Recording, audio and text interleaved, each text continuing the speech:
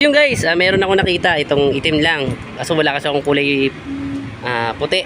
So, sinabi ko rin naman kay ate to kung wala akong makitang puti, itim na lang yung may ilalagay ko. So, ito guys. So, ito ilagay natin dito. Shout out! Makain sila guys. Ayun. Yun oh. So, yung guys, ito na lang ilagay natin. Uy, napuksan. Natanggal. So, yun guys, ito na ilalagay natin dito.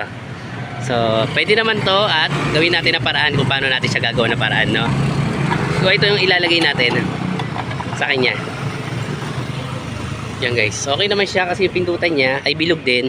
So, bilog din na may pindutan nun. So, gawin ko muna to guys. Titignan natin kung pwede itong gagawin natin na to. So, umaandar naman to. So, saksak natin guys. So, umaandar to. Saksak ko yan guys. Ay! Ayan guys. Umaandar siya.